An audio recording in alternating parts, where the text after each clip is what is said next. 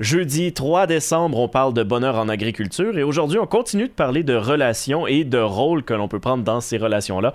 On accueille comme à l'habitude Nathalie Tanguay. Bonjour Nathalie. Bonjour Louis-Philippe. Alors aujourd'hui, on s'attaque au rôle du bourreau et pour commencer, bien évidemment, comment est-ce qu'on peut reconnaître un bourreau? Ça se trouve à être quoi exactement? Oui, bien en fait, c'est dans les comportements. Alors, ça peut être qu'on se sent critiqué, on se sent harcelé, dévalorisé, brimé, humilié. On peut se sentir bousculé dans la relation.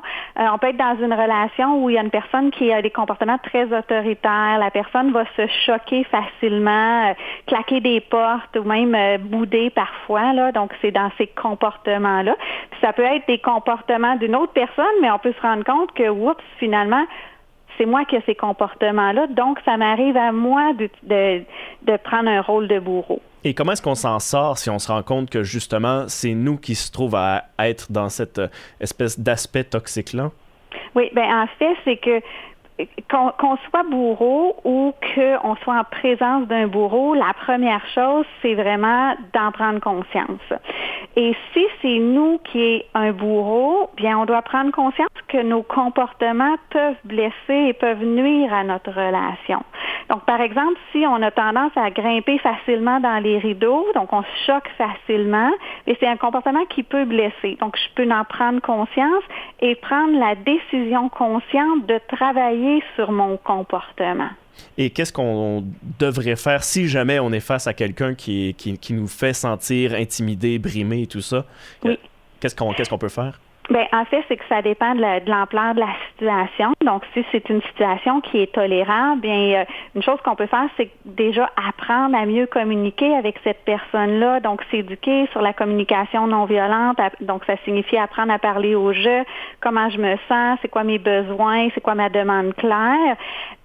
Par contre, si on est dans une situation vraiment très grave au niveau des comportements du bourreau, où est-ce qu'on en vient au coup, où est-ce qu'il y a du chantage émotionnel, que ça brime notre santé mentale, bien là, c'est important de trouver le courage de quitter cette situation-là ou d'aller chercher de l'aide dans cette situation-là.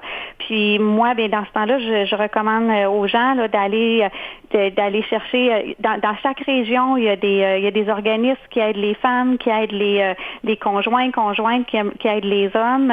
Je recommande aussi souvent de contacter Télaide. C'est une ligne d'écoute qui est disponible partout au Québec. Ils peuvent nous aiguiller vers ces organismes-là puis nous offrir aussi de l'écoute. Donc, c'est important d'aller chercher du support pour se sortir de ces situations-là. Et en général, même si on se retrouve face à un bourreau, face à une figure qui peut nous faire sentir moindre, qui nous intimide, qui nous force à ne pas agir, en fait, il faut quand même agir, même si c'est des changements qu'on doit faire à notre propre comportement. Et vous aviez d'ailleurs une métaphore là à ce sujet-là. Oui, absolument. C'est super bien dit, Louis-Philippe. Et c'est ça, ma métaphore, je l'utilise souvent, en particulier dans le domaine agricole. C'est, on s'imagine qu'on est dans notre champ puis on a une grosse roche qu'on accroche. On n'est pas capable de s'en débarrasser parce qu'elle est vraiment trop grosse. Puis une fois qu'elle est cachée dans le foin, ben on passe notre temps à l'accrocher puis à briser une machinerie. Alors éventuellement, bien on devient plus observateur ou plus intelligent dans notre comportement. On installe des drapeaux qui vont dépasser le foin pour qu'on la voie venir, la roche, puis on la contourne avec notre machinerie plutôt que la briser.